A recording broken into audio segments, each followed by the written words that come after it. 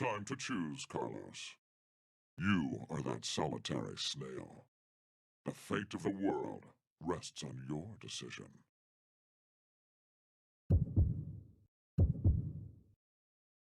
Back in 2009, the first Zero Escape game known as 9 Hours, 9 Persons, 9 Doors was released.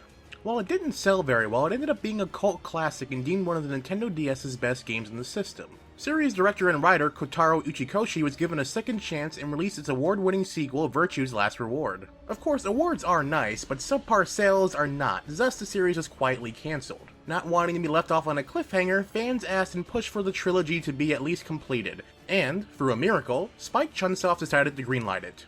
Please note that because this game was greenlit out of fan demand, it is highly suggested that you play the previous two entries first, as it'll be very easy to get lost if you don't have any background knowledge of what's happening.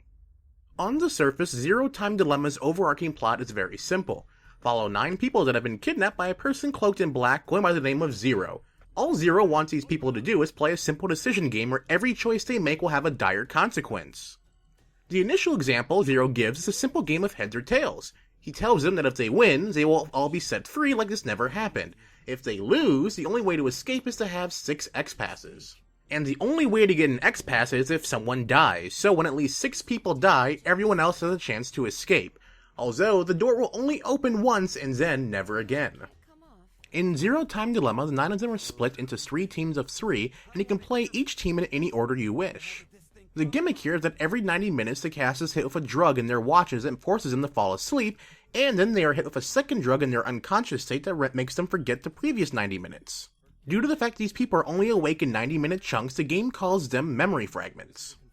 Everything about the story in this game is top-notch. Due to the fact that everything is told in small vignettes, the pacing is almost pitch perfect.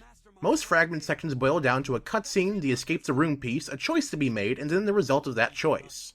There was just 1 or 2 scenes that felt like they dragged on for far too long. Again, if you have not played through the previous 2 games, you may feel lost at some pieces and will just have to accept them as they come about.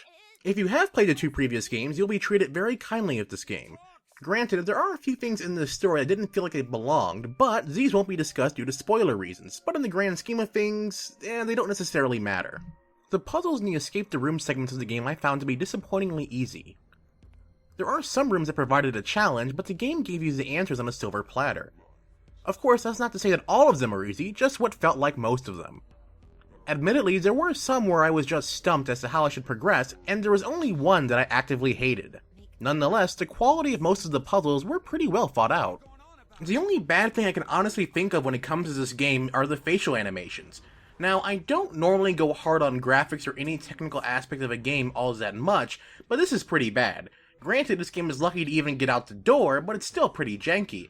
Movements look stiff, and facial animations are just absolutely awful to the point where they barely lip-sync to English dub, and the mouths don't even close some of the times when a character has finished talking. Of course, that's not to say the game should have went back to its visual novel-style presentation of the previous games, because the way this game is presented, the cinematic scenes are absolutely fantastic, and were able to draw me in much deeper than the other games were able to. At the end of the day, this is an absolutely fantastic game that's only bogged down by its animations. However, at the same time, this is a wonderful example of where the technical problems they couldn't get down doesn't harm the enjoyment of the whole game. What does harm the game's overall enjoyment is just how lost one might be if they didn't go through the previous games. Even so, while this potentially ends the franchise with a weird bang, it's a bang nonetheless.